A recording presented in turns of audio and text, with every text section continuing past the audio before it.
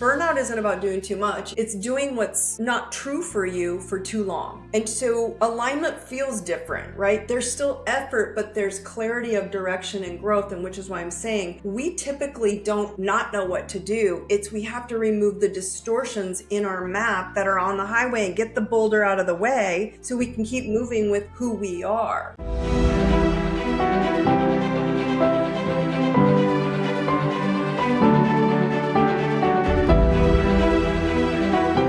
Daune, welcome to the Total Entrepreneur Mind, Body, Spirit podcast. So great to have you here. Thank you. Thank you. I appreciate being here. It's good to see you. The first question I have is I wanted to ask you what it means to be the CEO of your soul. I talk a lot about being the CEO of your health, but this is a different twist on it. It is. And, if I just kind of take my own journey, I've started out basically, and if I kind of just start with the basics of who I am, I've always been fascinated with the parts more than the whole, right? And it started in childhood. I would go in my grandma's garage and grab, the hammer and steal it, even though I was a habit. And I would want to crack the rocks open, and the crystals inside were prettier than the rock, right? And then I advanced into college, and then I was pre-med, even though I'm glad I did not pass those classes because I would have been a terrible doctor because I break all the rules, which is a good thing, right? But I was fascinated with, again, the parts that made more of the whole. And so then you fast forward into what everybody experiences, especially entrepreneurs, but business owners and people in their body, mind, soul. So, I got the degree in physiology and kinesiology. I'm kind of a science nerd. So thus the body, mind, soul. But I was very spiritually driven, drawn to, the back in the day when I was kind of the anomaly, right? Astrology, you're weirdo, right? But your soul is a blueprint map, and I can always see it but those are the parts of this soul, right? And it so all started layering through my life, but then I ended up like most people, and life just hit, right? Life starts to get hard, and you're like, why is this not working? Why am I working so hard? And then, something. And so usually there's a turning point for all of us in body, mind. Well, as you can break down the parts, right? Body, mind, spirit, body, mind, soul. And I realized you can work on the body all you want, but if the mind isn't clear, you're not going to get anywhere. And so thus I left that health and wellness and fitness and nutrition world and started working through that psychology. And then I got into, all my spiritual gifts and realized, well, if it's not true for you, the mind can work out anything it wants and it's still not going to fix that body. Right. And so I started seeing the layering of those parts becoming the whole of a person. And so for me personally, I had this moment in my life where I heard in the other room, it was a personal, just stab in the heart. I heard my daughter say to her dad, how come mommy never laughs? Right. So I think we all have a moment where it's health, wealth, or love, or somewhere in between, and it wakes you up. And I was like, you know what? I got to fix me, not the marriage, not the kids, not the family, and this white picket fence life that we've told, have the perfect body, write all the books, have all these businesses, be the best mom. I think we're all under this structure delivery society of if you do all these external things, the whole will be great, but they're not you.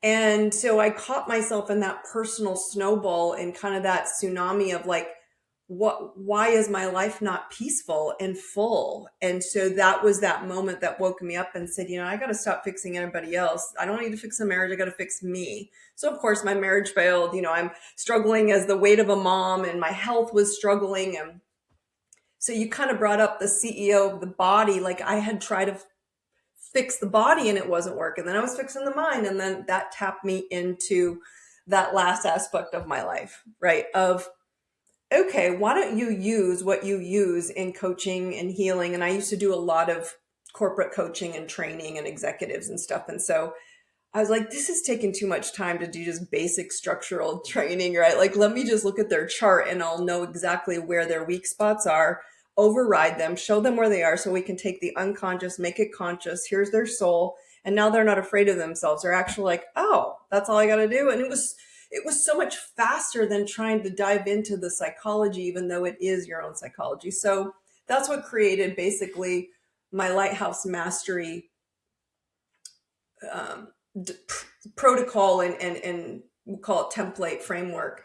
And thus there's where people are like, so I kind of just got termed, right, the soul CEO activator, because I'm not really doing anything other than showing you your soul's map on paper and then activating your power. So that's kind of where it started. But I guess the bigger piece, if you really, kind of dive into it, is that when someone needs to become the CEO of your soul, I'm not sure how you term it, and I would love to hear this, but it's the chief energy officer, right? Your soul should be the chief of the energy that your soul's leading from. Because most people, have you noticed, lead from the outside and then address strategy as opposed to the inside Yeah. out. Very external focused, right? Yeah. Yeah. Yeah. And I've actually seen you talk about this or seen interviews where you talk about some of the most successful people even though on paper they look like they're wild successes. And a lot of people would literally kill for that life, yet they don't Yes. feel it themselves, Nope. right? So Nope. so I want to talk about that, but Okay. I also want to get to so you said you're a science nerd. How do you go from being a science nerd to getting deep into soul work and astrology? Because up until recently, those things had fairly diverging Yes. paths, right? And they didn't Yes. cross. Although I do believe now science and spirituality are coming together again because we can measure things better. But talk about your path going from science nerd to actually leaning into those things that historically, or at least in recent history, didn't really converge. So I recently had this interview that he was really like pushing on me hard. He's like, where did this astrology come in? And I kind of shared a little bit earlier. I held back on the one thing that was, and I can't even explain to you. I think we're all born with gifts. Some people are extremely gifted with numbers and they're creative, and some people are gifted with growing a garden, and I'm not, right. And I was just gifted at seeing an astrology birth chart that actually I don't look at astrology the same way most people do. And the reason I say that is because there's some brilliant, incredible astrologers out there, but it's based off of math and degrees and equations of energy. And so for me, I looked at it from more of a karmic perspective, right?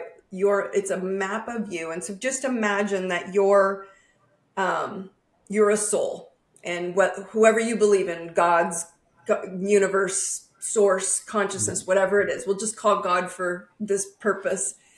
And you and God, and John's like, I'm going to go down and help humanity, God. And you're like, got this. I can do this. I got these gifts. I'm really talented. And God's like, okay, but you know what? There's a couple parts of your energetic frequency. It's a little bit fragmented. You got to work on that. Master those topics of life.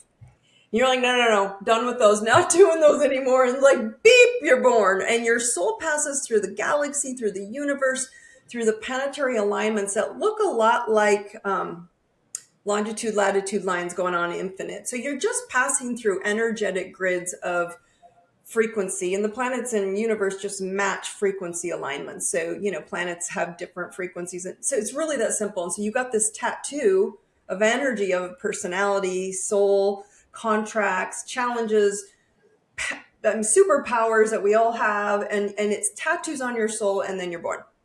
Problem is we have amnesia. So we come in with this perfect blueprint, this perfect user's manual that I try to tell everybody, especially the very successful ones that come to me and they're like financially off the grid and they're still miserable. And I'm like, okay, let's look at this soul map and see what you haven't mastered yet. And what's fascinating is we all avoid those those discomforting topics because they're not comfortable for us, or they're what we actually came to learn, but we avoid them. And so that's kind of how astrology came in for me. I held it back, but when I would go, CEOs would hire me and say, hey, can you work with, I've heard about you. Can you work with my top 10 execs? Sure. And I'd say, but I'm going to look at their chart. We don't have to talk about it again. We don't have to look at it again, but I need to know fast what their blocks are. So we're not dancing around and having, because typically it's not that you have a bad accountant or a bad sales manager or a bad, CFO. You have someone who's dealing with health, wealth, or love challenges behind the scenes, and they're not coming clean with it, right? Well, I can see it right away. We did zero in. So most of the time they were like, how do you know this about me? And that's kind of how it exploded out, because they're like, show me more. Show me how you know this. I'm like, well, here it's on paper. And Hmm. so I look at it more of, I look at your personality of astrology and your blueprint as a user's manual from, imagine we all have a car, right? And we have a user's manual. We never pull it out until the blue light or the red light's going off. We're like, get the manual out. How do we turn this off? Look in the user's manual. It tells us what to do. We turn it off and we're good to go. But we don't do that with ourselves. Yet Hmm. we came in with this soul blueprint user's manual on how to deal with the challenges, the gifts, the superpowers, and everything in between. I was reading on your website, you have a quote from JP Morgan where he says, millionaires don't use astrology, billionaires do. So what is it about billionaires that know, what do they know that mere millionaires don't? So think of the universe and planets and people, and it's kind of like looking at this. It's like, you know how you get along with some people? Hmm. So easy. It's like natural. It's like air, breathing. You don't even have to try. And then some people, it's terrifying or it's work. You got to really work to get engaged with them. Well, that's the same thing that happens. We all have planets, so you're a sign and you have a planet that matches you. So the planets sometimes get along and sometimes don't, but they're coming along less as planets and things as more so messages. So they're bringing us messages. I'm sure one of the big ones people talk about all the time is Mercury retrograde. Like, oh no, it's Mercury retrograde. Communication, electronics are going to break. Don't sign contracts. Like all these discussions, and I'm like, no, it's actually giving you a message to slow down, to analyze, to clean up your work, to check yourself. So the message is, what they're saying is you're a billionaire, because they're like, no, let's find the waves of patterns where we can ride high frequency and take on better ways to become abundant and override things that will get in our way. Oh, we got to slow down right now. Oh no, we've got to take a risk right now. So you can use it for transits as opposed to, I think the bigger piece is, if you know who your soul is, no one can break you, because in lighthouse mastery, you're in the center of this lighthouse. You have 12 rooms around you. And the way I teach it is there's four hot spots, shall I call them, four rooms that you've shut the door, you've padlocked it, and you don't want to go in because they're hot. And the moment you actually open the door and realize those flames aren't going to burn you, and you learn that lesson, I call them your four B's, or your BS, right? Hmm. And so your blocks, your baggage, your emotional baggage, your bruises and your breakthroughs. And if we know those, which billionaires probably do, I know where I'm not going to, avoid growing this aspect of myself. So you're whole and you're powerful as opposed to only good at a couple things. I still kind of get hung up on the idea that astrology is astrology, right? And like I'm in a university setting, I'm an academic, so that side of my brain tells me, is this real? We need more of this, right? Yet I feel a pull toward it because something about it seems right, right? A lot of it feels true, right? So talk about that a little bit, and how do you get people over that hump where it's astrology, it's a bunch of BS, and maybe even talk through some of the science or the physics of the energy about it, because I think that's the biggest objection I hear from a lot of people. Even if we just bring up astrology on a superficial level, they just dismiss it out of hand and they're like, this is a crock. So I'd love to hear your perspective on I that. love that. I love that you Mhm. said that. Thank you. Mhm. That's so good. And the reason I say that is because we have to get off of, there's a lot of programming psychologically of astrology bad, religions, astrology bad, when really, when you go back, we'll go into the science and the Mhm. spiritual aspect of it. If you go back to Mesopotamia, thousands and thousands of years ago, before, Christ consciousness, before biblical, like all of this, Mhm. they simply didn't have anything to look at. They looked up at the sky and looked at the patterns of energy and said, "Oh, it's harvesting time. It's September. It's the Virgo's up in the sky. There's a constellation. We need to go pick our wheat now, or whatever we're going to do. Mhm. Oh, it's time for us to go to school and educate, and Sagittarius is in there and we need to learn." So they were already tapping into these waves of information saying, oh, this is a good time of year to do this. Oh, it's going to start getting cold, Capricorn, we should find a way to save fuel, food, whatever. Okay, so you take us back to the energetic imprint. There it is. Like it's thousands and thousands of years of just forgetting that we have the ability to tap into energy. Now bring it back to present day. And you're like, Dawn, like why? How do we interpret this? Okay, let me ask you a question. How do you know there's a Wi-Fi signal that's going to work on your computer to have this call right now? Can you see it? No, no, I need an instrument or a computer to tell me, hey, we're picking up the signal. Right, but can you see the signal? Do you know where the router is? Do you care where the router is? No, absolutely not. And No. I can't. Of You course, I just can't see it. Yeah. you just know there's an invisible frequency there that you can tap into and it will provide you this information to be able to Hmm. facilitate. So I Right. ask people that all the time, like, well, how can you believe that? I'm like, how do you believe in a Wi-Fi signal? You just you just know because that's how it works. So the same thing goes when you look at a blueprint of an astrology. When you can get out all of the, if I told you, well, and you're like, well, I need to see the signal. I need to see where the signal is. I need to see how it gets around into my house and how it connects. And but none of us care. And Yeah, so I'm like, I okay, if think I can, that the does that the make sense? difference with the Wi-Fi signal though is that you get even though you can't see it, you're getting the benefit of it like right in your face, right? It's like it's Mhm. tangible, it's real time. Like, oh, I can connect to the internet now. Good. I can Yes. literally see it. And Yes. I think I know where you're going I with love this, but yeah, so continue because so how do we know that we're tapped into the energy when we can't easily see it like we can just going to a web browser and opening the internet?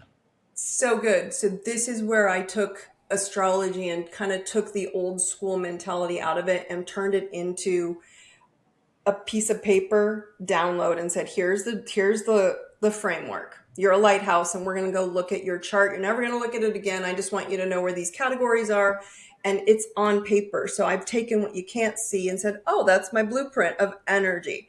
Oh, it sits here in these 12 categories, in my self category, in my money category, in my communication, in my home, my security, my children, my self-expression, my health, my partnerships, my belief systems, my intimacy, my career, my public status, and my mind."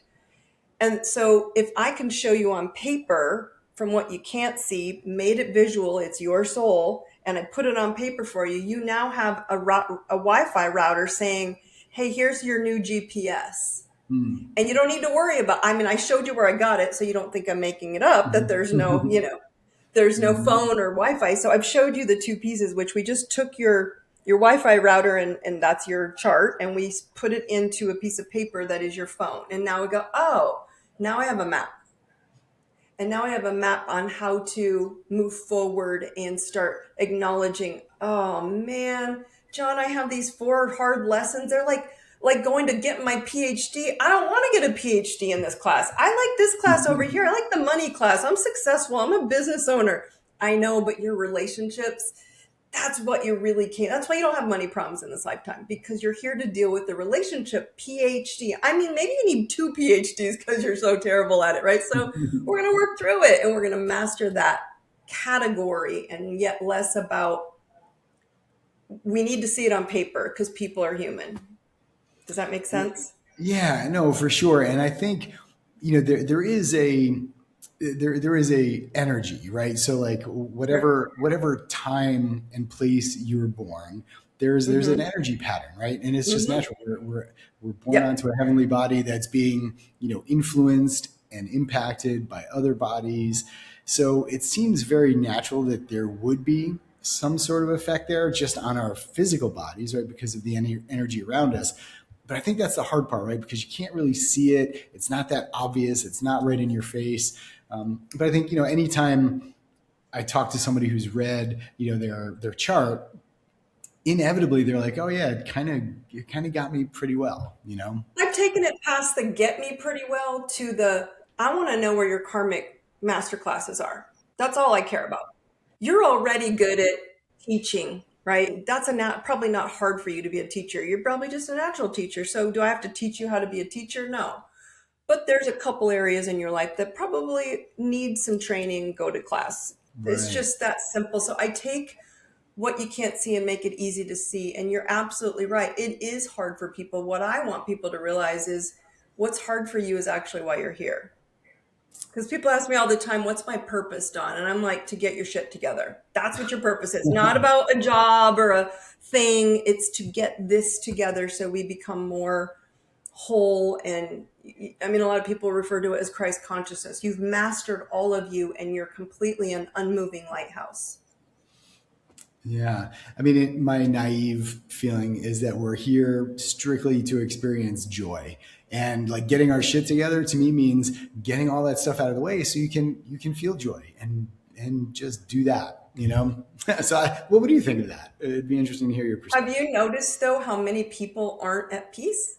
Like Yeah. no matter what they get, what they have. I watch people who even are pretty successful and they'll get a win. I don't know, a sale or a contract Hmm. or I got this. And it's literally almost like they speak almost down to it. Like, yeah, but it's because inside we're not feeling at peace because it's not really the thing that's lacking that has been addressed. It's an external thing. So think of it like this of body, mind, soul, right? We're body, then you got the mind, then you got the soul.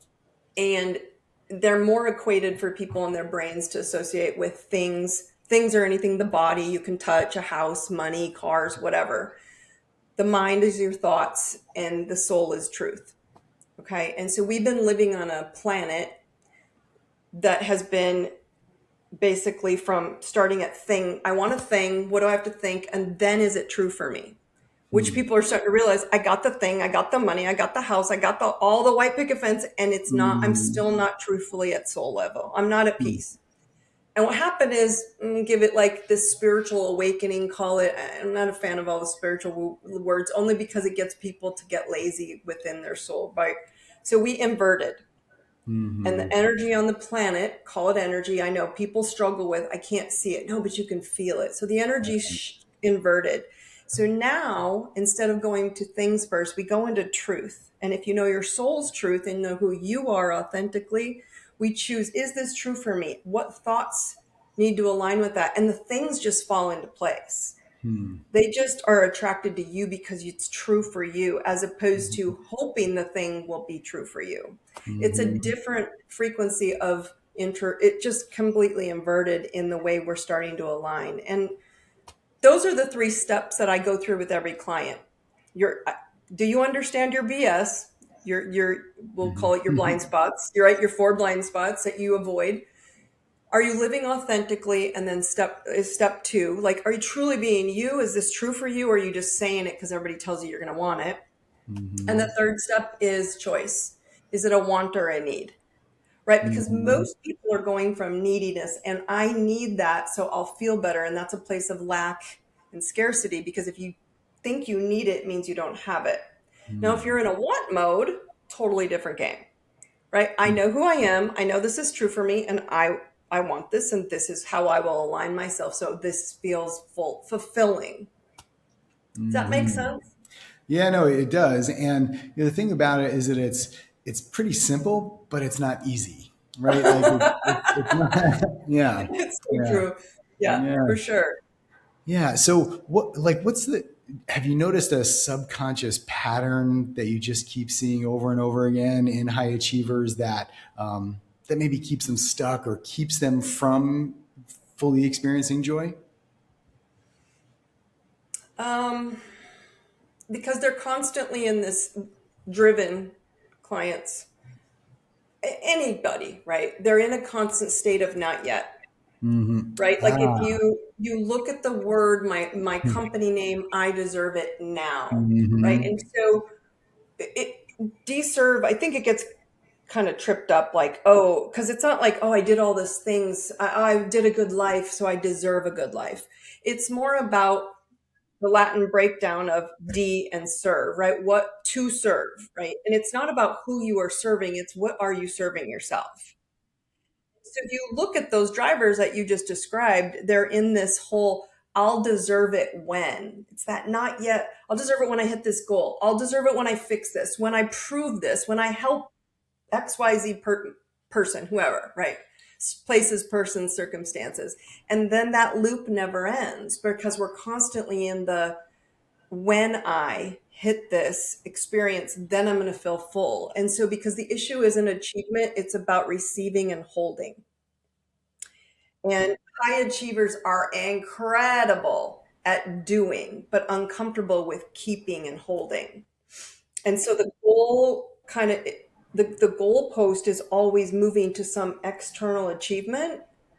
And so this movement isn't about, it's always about breaking the pattern, right? It's, you got to understand that we have pattern. We got to break that down because you don't earn your worthiness, John, right? You operate from it. And so people ask me all the time, like, why am I stuck? I go, because you don't feel worthiness in that category of all those 12 I shared with you. You don't feel worthiness there.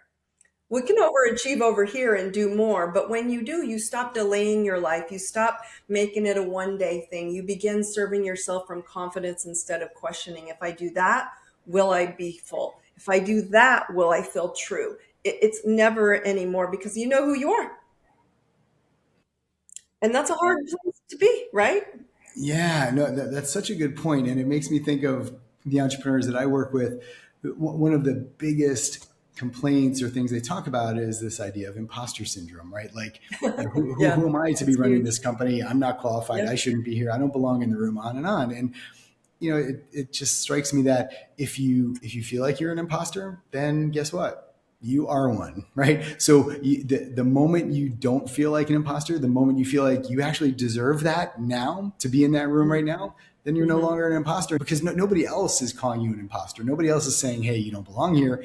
It's all in your own head. So I think that kind of syncs up a little bit with your I deserve it now movement. Like, this is so spot on because Yeah. deserving isn't earned, it's remembered, right? And so Yeah. nobody in that room cares about you. Nobody in that room thinks about you. That they're thinking the same thing whoever this person is thinking. They're thinking the same thing. Well, what if they find out? Right, right, and that's the thing. Like once you realize that nobody's really thinking about you near as much as you think they are, then it's very Yeah. liberating, right? No, nobody's that concerned about you. You know, Mhm.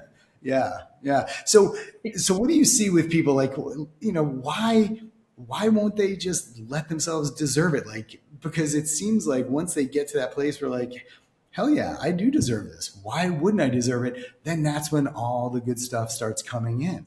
I guess the bigger picture is you have to kind of consider is that high achiever or not, repeat patterns because their subconscious has outpaced their programming, right? And so it's going to appear in other categories. This is what I was trying to tell you. The accountant or the sales manager is not bad at accounting or sales managing, so they are actually quite good at what they do.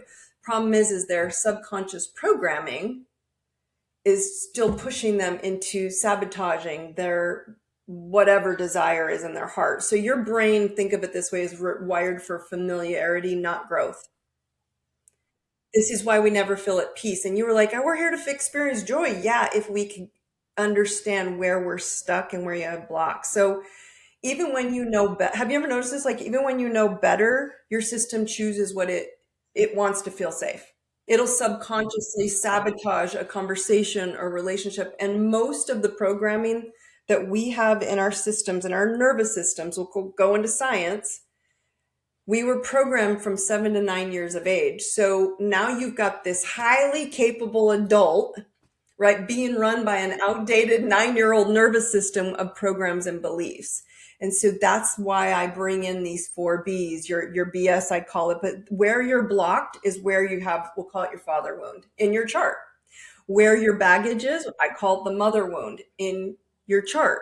Where your bruises are, I call it the where we were, bruised or wounded as a child from social acceptance. And where our breakthroughs are, where we actually have superpowers, but we're avoiding that. And when you understand that, your system's going to go to anything to protect you from that. And that's the game changer, which is why I created those 3 steps. I do these discussions in my live, like Soul Masters private group, and we have the 3 steps I told you. Have you determined where your BS is surfacing? Have you checked your authenticity in this system where we're looking at our chart? And can you step into today and decide, I know what I want and I've been choosing what I think I need instead? If we can check all 3, we know we're standing confident to move forward. If we can't, we've got to go back to those bruises and those aspects of ourselves. And so everybody, like you said, I want it to be, I want a magic wand on. That's what I got.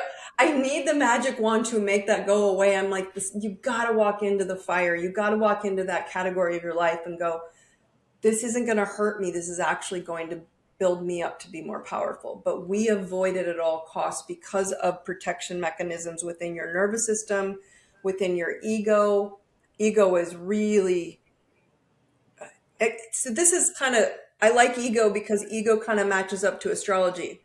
You can't see ego, but everybody believes in ego. And they go, but yeah, it's ego's fault. It's my ego. I got a bad ego. I'm like, but how do you know? You can't see your ego, Yeah. but they believe that. So we have to understand it's all energetic aspects of ourselves. And the successful people that I know and work with and talk to, a lot of times they say, well, if I weren't this way, or I weren't never satisfied, right? Like, so I reach for a goal, I hit it, and I'm Yeah. on to the next one.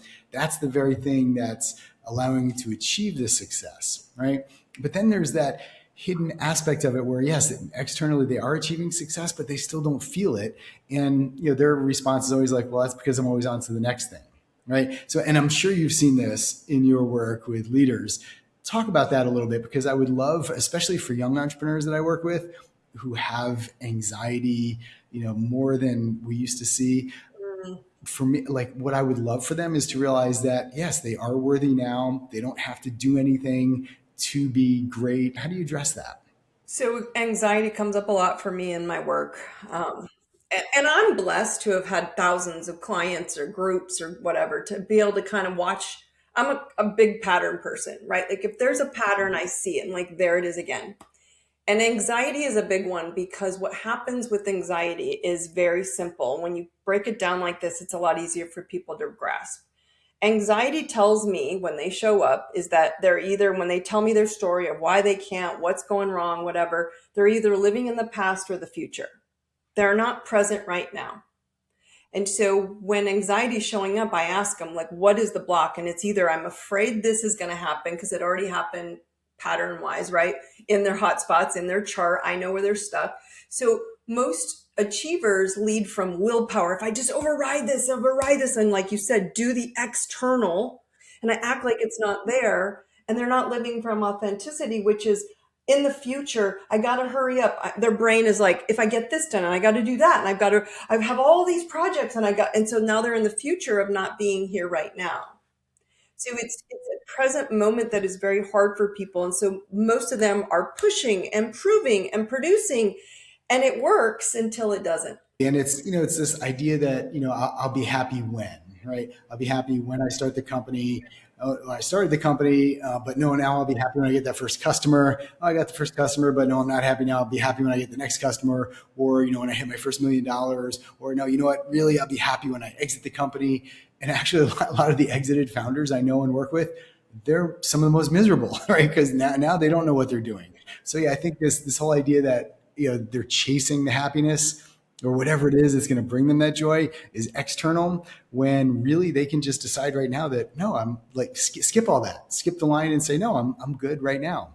Is it actually that easy or that simple? Well, so I work with exactly people you're talking about that get a lot of burnout, right? They're just burnt out. And burnout isn't about doing too much. Have you ever noticed that, like, when you go out and I don't know if you how much you work out, but like you'll work out hard, had a long day, long hike, whatever it is, and your body's sore, but you still feel fine. You're just having a hard time moving. But when you're emotionally and mentally exhausted, the exhaustion is heavy and weighted and it's hard to get through. And so when I talk about clients who are struggling with this, burnout isn't about doing too much. It's doing what's not true for you for too long. And so alignment feels different, right? There's still effort, but there's clarity of direction and growth. And which is why I'm saying we typically don't not know what to do. It's we have to remove the distortions in our map that are on the highway and get the boulder out of the way so we can keep moving with who we are. So like you said, they're like, I got it. I killed it. John, I did a great job. And then they're like, but now I'm not okay because there's still a distortion in that emotional piece aspect for themselves. So when you're not forcing everything, you're choosing what actually fits you. And then that's what creates sustainability because it's okay to pick a nap. I mean, gosh forbid we stop doing, right? It's okay to pick a walk. It's okay to pick what, and I'm a big reader, right? So it's okay to stop for 2 hours and take a nap. I'm going to give you a good example. You'll laugh at this. So I do the same work. I'm a big proponent of, practice what you preach. So I have this Soul Masters program where I have an AI chatbot that decodes your chart. So you don't have to do the work. It's just telling you on the prompts, like, I want to know this about myself. So I was like, okay, I'm going to do this to myself. And I've been a bit of a workaholic most of my life. My mother was an absolute workaholic. It's no surprise where I got this. And I just kept pushing and pushing and pushing in every aspect of myself. And so I can honestly admit I probably have worked at least 15-hour days for most of my life. A lot, right? And nothing is wrong with that until your body says, I don't think so. And so I've been through the last couple of years, I've rebranded my company. I've taken all this. I mean, I was working 18-hour days a lot, and it was a lot, but I was like, this is what I know. But my nervous system was shot. So I took a radical change when this program that I use said, you need to slow down and do nothing without productivity tied with it, right? Like, so you have to learn how to just be without productivity. And I was like, okay, challenge accepted. So I shut myself down to 5-hour work days. John, is the hardest thing I've ever done in my entire life. Now, how basic does that seem, right? But my nervous system is constantly looking for that dopamine drip kick, like something to get me to go, oh, I was productive. I got this. So I'm sharing this with you because it's what most people don't even know subconsciously is happening within their life. And I'm like, and if you can't Dawn slow down enough, your nervous system will never get out of that 9-year-old driving my car. And no one's going to let a 9-year-old drive their car, but we're letting it drive ours every day. So it was such a wake up call for me to see how hard that has been. Yeah, for sure. And I think that it's really hard to realize that, taking the walk or taking the nap or whatever the soft self-care things, Sure. that's actually part of the work, right? Because if you're not rested and recovered and you don't have any resilience, you're not going to be able to work hard on whatever it is you're doing. So, and I got this from some of the professional athletes I work with is that, the rest and recovery is actually part of the workout. Like, that's an important part of it. And I think that's one thing that entrepreneurs are missing, sleep when you're dead, grind, hustling, Yes. all that stuff, right? But the rest and recovery is an important part of the work. So if we could just give ourselves the permission to realize that, yes, rest and recovery is an important part of the work. Maybe it doesn't feel like it because we're bombarded with all these messages about that. I think Mm-hmm. that's a big change that people undergo once they realize that. And if you don't know that about yourself, you think something's wrong with you because the world, society says the opposite. What you just said is grind, go, do more, do this. And honestly, I get so much more done in the less hours because I'm focused, I'm rested, I'm not exhausted, I'm not overthinking because I know that I've learned how to separate them out. But I'm just sharing that because it seems too simple to shift something. And again, I wouldn't have thought that about myself because that's just who I am. And then I realized, huh, this is a tool that I'm gonna, and again, don't get me wrong, it still gets to me, but it's just something when we don't realize that these tiny little things, it could be in relationships for someone. It could be less about working. It could be about, our belief system about, I get this with a lot of stay-at-home moms. Like, I feel like I'm not worth it because I'm like, oh my gosh, you're how like the most superhuman person on the planet that can pull all that off. Like, so it doesn't matter who you are. It's going, and again, I can look at the chart and look for your 4 Bs and go, oh, and they're like, yes, it is. I'm like, okay, then let's just remove the block, remove the distortion in your energy field that's making you not feel worthy of staying home and teaching and empowering and building these powerful kids.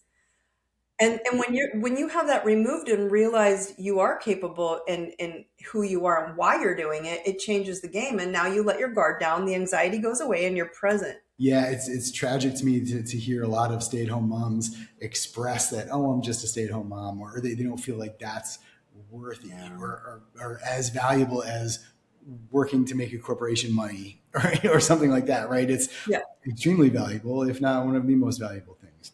So I want to switch our attention a little bit to the practical application of this stuff. So on your website, there is a part where you can get a free Astro, a free chart, right? So Hmm. before we signed on, I kind of went through and I did mine. I put all my information in.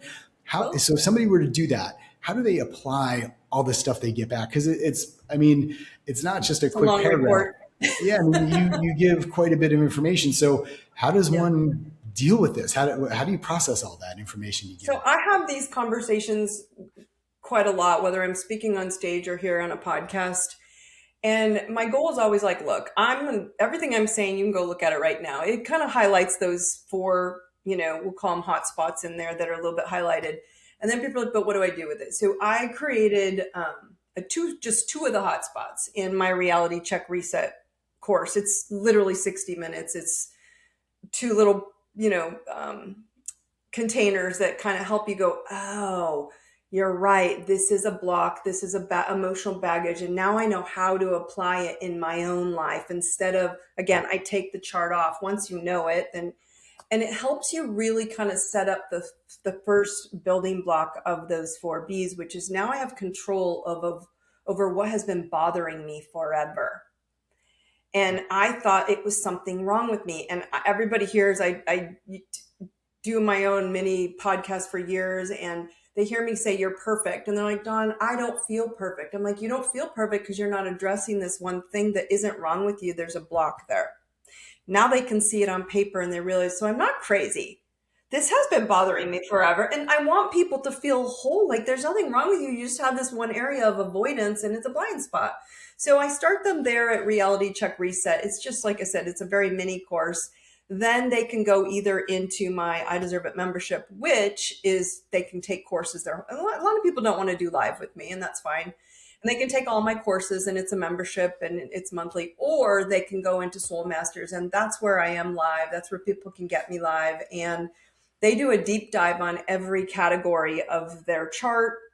The AI bot reads it for you instantaneously, and then you have to show up on my calls, and I put people in the hot seat and go, okay, we're not playing small anymore. We're not accepting excuses. We're not, we now know why you're blocked. Now I want to know what your power move is. And it's a power move course, or I should say container and community, where we mastermind how to stay in that power move position. And so everybody knows once they're in that once they're in that container and then that mastermind, if you're called up as a in the hot seat, that we're getting down and dirty. And I mean in a good way. Like, let's get this stuff out of your way, out of the just, feeling like you have something wrong with you because there's nothing wrong with you. And I get a lot of people like, wow, this is like I now have this user's manual. Like I knew, like you said, this is a lot like me, but now I really know why I've been leaning there. And we bring up lots of stuff in there, whether it's who you are from your chart and how to get into power moves, or whether it's addictions come up in there. And because pick your poison, everybody got something, right? Whether it's eating, shopping, whatever. And so I want people to understand how to get your power back and be an unmovable lighthouse. And then above that is I have an elite mastermind group that is kind of for elites who've done all this work, have done private coaching with me. I'm kind of hard to access privately, but there are people who are like, I'm in no matter what. And we have discussions, but those are kind of on an invite basis. So, and then I have books. I mean, even people are like, well, I can't do that or can't afford. I'm like, I have a whole slew of books. Like my most recent book was Mastering Badassery with Truth. Like Mastering you've got to. badassery with truth. I love that Yes. title. Yes. That's great. And because if you're going to be honest, so I have a little description in each chapter of like, this is a topic. And then at the end, I want people to write in their book, right? And they journal kind of with these prompting questions about each topic from that book. It's on Amazon, and it's a book I wrote because people kept doing the same thing as asking me the same questions. I'm like, here, this is how I experienced it. This is what I've done with clients. Ask yourself these questions and then decide if you want to make some changes. I don't know how you feel, but don't you think that there's enough out? I don't care if it's if you're using my containers or my tools, my answer to everybody is do something. There's so many books and courses and information and live, and do Mhm. something. Yeah, no, I agree with that, right? But then it kind of goes back to you've got to always be doing something, right? So I think if they could just get out of that, like, hey, because I guess the thing I worry about is it falls Mm. into the productivity trap, right? Where, okay, I'm Mhm. broken, there's something wrong with me, I've got to do something in order to fix myself. But I think what we're both saying is that you're already fine. There's nothing wrong with you. Mhm. Do something to help you realize that, maybe, right? But I think it's dangerous to think somebody always has to do something, but we're saying the same thing for sure. Well, I don't, and I guess I should take that back. Not to do a thing, but to my point is so. Are you kind of hearing a lot of this like self love kind of trend? You just gotta Yeah. love yourself more, and I kind of call BS on the self love thing only because I can have a crappy day and go get a massage and feel good for 24 hours, and the next day, if I did not address that crappy whatever's going on inside of me, it's back. Mm, And so I can do things to feel good, but hmm. they're not solving the internal. And so self-understanding for me is the key. Like I want people to go, if you understand yourself, where you're blocked, where you're stuck, where your superpowers are, why are you avoiding doing that? You're so good at it and how perfect Hmm. you are. It changes the game because we stop trying to do things and we start trying to just be at peace with being who we are. That's that authentic self. Yeah. So I'm tired of people, and I'm not a big fan of the whole therapy, 20 years of therapy. Therapy is absolutely vital in some cases, and I totally support it. But when you're in therapy for 20 years, all you're doing is looping the trauma, emotional, nervous system instead of saying, when they come to, so a lot of people come to me and they're like, I've been to the psych, I've been to psychologists, I've been to meds, I've done counseling, and you're it. I'm like, oh, great. Like, why put the pressure on me, right? And I'm like, okay, well, then here's the brutal truth. I'm going to call you out on the BS, and I'm also going to show you these superpowers that no one has told you about because you've been so looped into what's wrong with you. I'm going to show you what's right. Hmm. That's my goal for my entire mission. And it always has been is to raise the self-worth of the planet because I don't believe that there's something wrong with us. I believe we haven't been shown how to see who we really are. Yeah. And I think it even is worse than that. Like, it's not that we just haven't seen it, but it's because we're constantly shown that we're Yeah. not enough, right? Because Yeah. somebody else has more of this or more of that, or they've got a better life. So it's not that we're consciously thinking, oh, I'm not enough, but we're just shown it all the time. And unless you can Right. discern those messages you're getting and kind of say, you know what, that's just noise. That's somebody else's life. I'm really good. And I totally agree with you about 20 years of therapy and just looping back, because if you keep talking about the same thing or you keep talking about the Right. trauma, guess what's going to show up in your life, or guess what you're feeling. And the fact that our nervous system and our neurons respond to our words and our thoughts, True. it's really important to put out the words and the thoughts that we want. Yeah. Choose a better thought. Yeah. And most of the work that people like you and I are talking about is go do a thing. It typically treats symptoms and not patterns. And my goal is Yeah. for people to see their patterns and show them you don't have a lot of them, but here's a few. And if we can interrupt the pattern, you go back to just being okay to be you. And you cannot change what you cannot see. So I've just taken the subconscious using astrology, using if people are like, I don't want astrology done. I have a course called Elevate. You don't have to even talk about astrology. You just take my course. I help you pull out the subconscious, put it on paper, and go, oh, Hmm. so epigenetics, lineage, ancestors. I have downloaded all this, and yep, I'm repeating that. So I try to help people go, look, you can take all my, I'm just telling you, my Lighthouse Mastery astrology is super fast. If you don't want to do it fast, take your time. Yeah. So I just have this big awakening for people to say, look, you cannot change what you cannot see. Yeah, no, it's true. Yeah, if you don't have awareness of it, right, and even just breaking it down to basic business metrics, you can't change what you don't measure, right? Yeah, You can't change something if totally. you don't see it. So yeah, no, that makes a Mm-hmm. lot of sense. Yeah, Mm-hmm. yeah. So one word of parting advice, or maybe just a little wisdom, especially because I think people who get astrology and they're into it, no problem. It's great, right? But for the Mm-hmm. people who are listening, who are like, astrology, this guy's a business school professor and an entrepreneur. What the hell are we doing talking about astrology here? Like, I guess your last parting thought on that. I love how you're like pushed under the astrology. Most people do. I love you. It's awesome. So my point is if you can just strip the word astrology off and call it my soul map. If you can understand that, if you truly want to know, your astrology chart tells you what kind of marketing you should do, what kind of career you're going to excel at, where you stand power in public, and where you're drawn to. And so my point is you can either learn it fast or you can do it the hard way and keep using strategies that might slightly work or not work. And so my point is if you can strip the label off, which is why I call it your soul's blueprint, because that's really all it is a map of how to get where you want to go and do it from soul. So if you're in business, like I said, I'm in that place of I have proof it works. If you want to do it, here it is, and I've made it easy. Mhm. If you don't want to do it, that's okay. There are other ways to see what you can't see, but you've got to, I don't care in business, if you're an entrepreneur, if you're like, I want nothing to do with astrology, maybe some people are kind of religious and that's like, it doesn't fit with my religion. I'm like, then cool, go do my Elevate course. Like one way or another, you've got to bring up the subconscious and it brings back your power because most people kind of don't have to try to figure out what they're good at.